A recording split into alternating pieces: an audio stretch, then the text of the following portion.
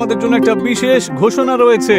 যেমনটা তোমরা সবাই দেখতে পাচ্ছ, এই যে আমার সাথে রয়েছে আমার ভোলু, যে বেশ অদ্ভুত।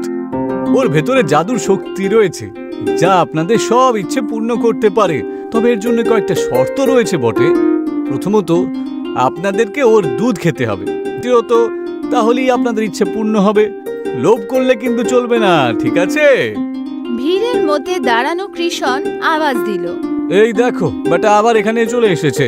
কি রে রামু, তুই এসব কি মশকরা করছিস বলতো? আরে তুই থাম না ভাই, তুই তো আমার কথা শুনিসনি, তাই না? এবার তুই দেখ একটু পরে কিরকম পস্তাবি।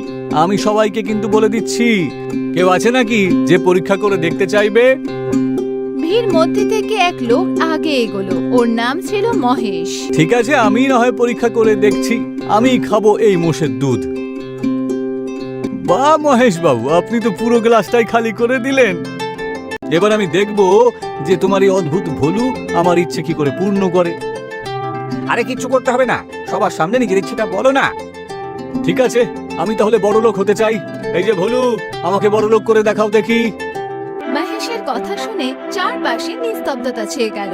সবার নজর ভোলুর দিকে ছিল, কিন্তু কিচ্ছু হলো না। আরে এসব কি রামু, কোনো চমৎকার তো হলোই না। আরে নিশ্চয়ই হয়েছে, বুঝেছেন? আমরা এখন দেখতে পাচ্ছি না, একটু অপেক্ষা করুন না। তখনই মহেশের ফোন বাজলো। হ্যালো, হ্যাঁ আমি বলছি। কি সত্যি? সত্যি? আপনি সত্যি বলছেন? মহেশ হঠাৎ করে জোরে জোরে বলতে লাগলো, আরে আমি বড় লোক হয়ে গেছি। লটারি দপ্তর থেকে কল এসেছিল তো।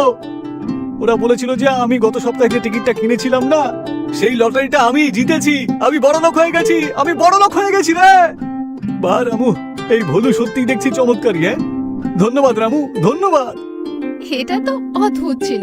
গ্রামের